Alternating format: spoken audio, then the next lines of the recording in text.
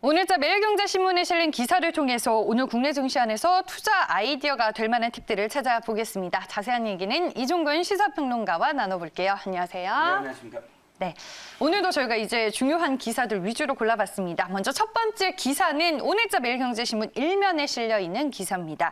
공인인증서 시대가 마침표를 찍으면서 사설 인증 시장이 무한 경쟁으로 들어가게 됐습니다. 공인인증서 폐지와 함께 사설 인증 시장에서 어떤 변화들이 나타나고 있는 건가요? 네, 일단 1999년 이 인증 시장이 이제 문을 연 이후에 21년 만에 공인인증서가 네. 이제 폐지가 됐습니다. 그래서 폐지가 됐다고는 하나 이제 그 현재 단계는 폐기를 이 내용을 담은 전자서명법이 통과된 상황이에요. 그러면 시행령 거치고 뭐 하다 보면 연말에나 네. 이제 뭐 폐지가 됩니다. 본격적으로. 하지만 이건 어마어마한 뉴스인데요. 왜냐하면 사설 민간 인증 시장이 무한히 이제 확대돼 갖고 오늘 기사에서도 네 글자 사자성어가 난무합니다. 무한 경쟁, 춘추 전국. 그러니까 누구나 뛰어들어서 어떻게 이거 선점하느냐가 앞으로의 어떤 향배를 정말 기업의 향배를 가능할 텐데요. 현재 660억 시장이라고 나와 있지만 이거보다 아마 부가가치는 어마어마하게 이제 늘어날 겁니다. 네. 시간이 갈수록.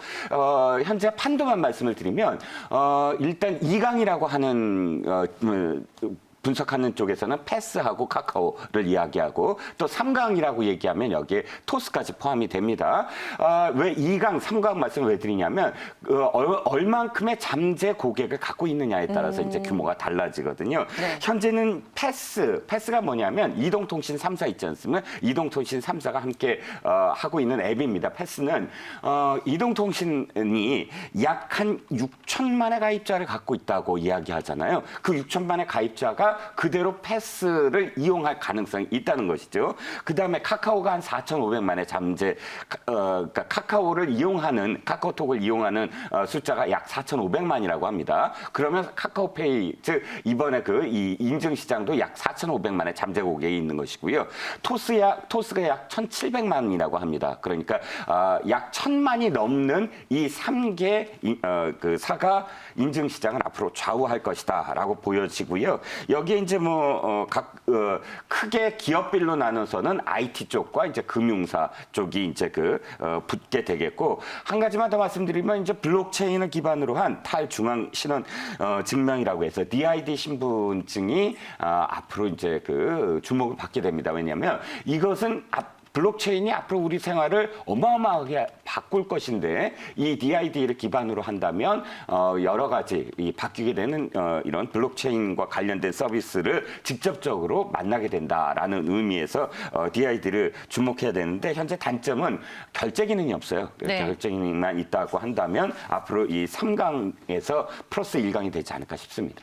뭐 소비자 입장에서는 공인인증서의 불편함을 이제 덜게 됐고 네. 이렇게 뭐 무한 경쟁에 들어가게 되면 서비스 고도화를 기대할 수 있을 것 같기는 한데 뭐 앞서 언급해 주셨던 기업들, 뭐 IT 업계와 금융권이 민간 인증 시장에 이제 앞다퉈 뛰어드는 이유를 우리는 어떻게 봐야 되는 거예요? 네, 첫 번째는 단기적으로 이익이 어마어마합니다. 수수료가 이제 아까 말씀드렸던 뭐 6천만, 4,500만 이런 어마어마한 잠재 고객들로부터 그때그때 수수료를 받을 수가 있겠고 또 이제 사업 모델이 확장이 기대되는 건데 이 사업 모델이라는 건 딴 게 없습니다.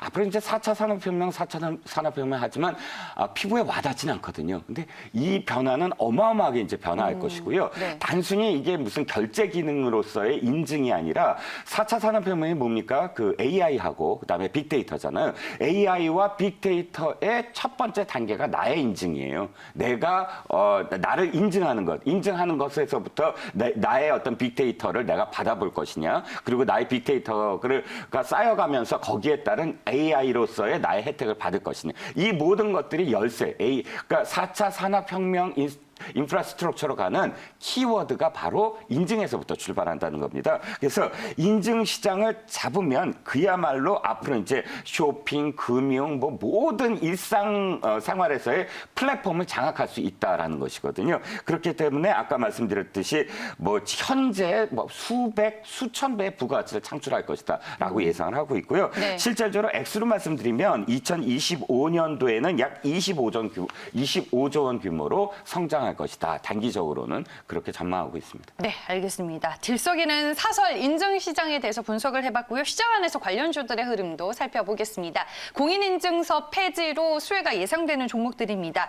대표적으로 한국정보인증, 한국전자인증 등을 꼽을 수 있겠고요. 전일 민은지가 3%대 주가 낙폭을 보여줬습니다. 라운시큐어는 0.46% 하락하며 4,335원에 마감이 됐는데요. 최근에 이제 공인인증서 폐지 결정을 앞두고 관련 종목들이 일제히 급등하는 흐름이 펼쳐지기도 했습니다.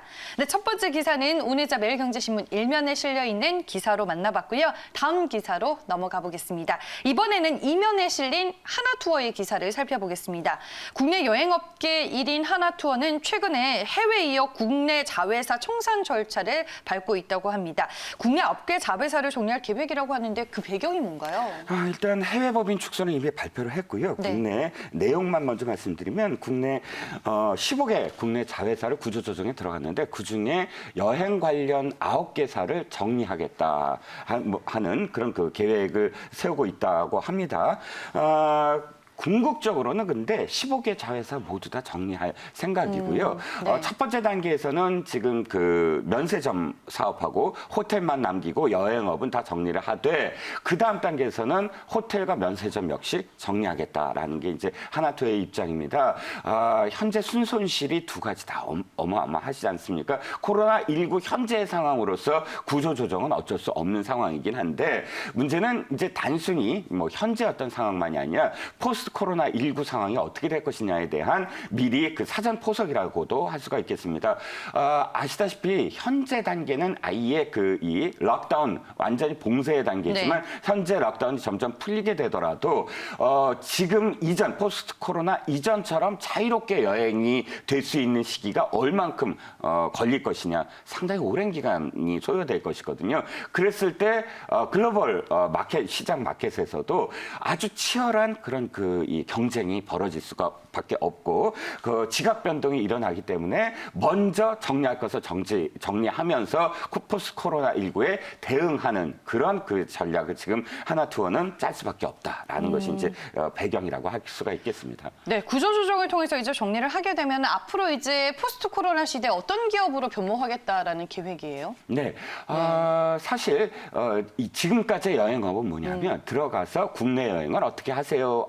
뭐 또 외국 여행객들한테 국내 여행을 소개한다든지 국내 관광객에게 외국 여행을 소개하는 이런 단계인데 지금은 그런 단계가 아닙니다. 그러니까 지금까지는 그래 왔는데 글로벌 OTA라고 해서 하나의 온라인 여행사, 그러니까 뭐 국적 상관없이 온라인 여행사가 모든 나라, 모든 국가의 모든 숙박업소, 모든 여행 프로그램을 다 한꺼번에 클릭 하나로 다 완성되는 시기거든요. 네. 그렇기 때문에 거기에 맞춰서 지금 하나투어도 글로벌 OTA에 뺏긴 잠재적인 어떤 고객들을 우리도 글로벌 여행사로 만들어야 된다. 글로벌 온라인 여행사로 만들어야 된다라는 겁니다. 그렇기 때문에 현재 모든 것을 슬림화하더라도 플랫폼 하나만 갖고 있으면 모든 전 세계 여행객들이 들어와서 모든 곳에 그 여행을 할 수 있는 그런 프로그램을 만들 수가 있다라는 것이기 때문에 현재 목표는 이겁니다. 우리도 글로벌 OTA 여행사로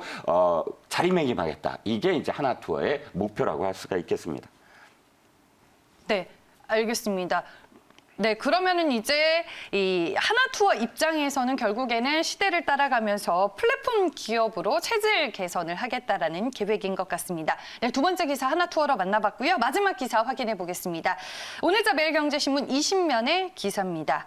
네, 국내 완성차들의 코로나19 여파로 5월에 이어 6월에도 셧다운에 돌입을 한다는 내용입니다. 자동차 업계 회복이 좀 힘든가 봐요. 네, 그렇습니다. 셧다운은 이미 3월 달부터 네. 시작이 됐죠. 3월 달에 그 코로나19가 중국을 덮치면서 글로벌 부품 공급망이 무너지기 시작하면서 벌어지기 시작한 일 아닙니까? 그런데 일단 중국의 공급망이 회복되기 시작하고 이 5월 달부터 어느 정도는 우리나라 생산 라인도 정상화되고 있긴 하지만 문제는 이겁니다. 수출 물량이 적은 거예요. 그러니까 이 뭐 부품 공급망 때문만이 아니라 이제는 수출 회복이 더딘 상태이기 때문에 생산 라인을 셧다운할 수밖에 없는 상황. 5월 달에도 부분 셧다운이 이루어졌지만 이것이 6월 달에도 계속될 것이다라는 것이 이제 지금 이 기사의 핵심입니다.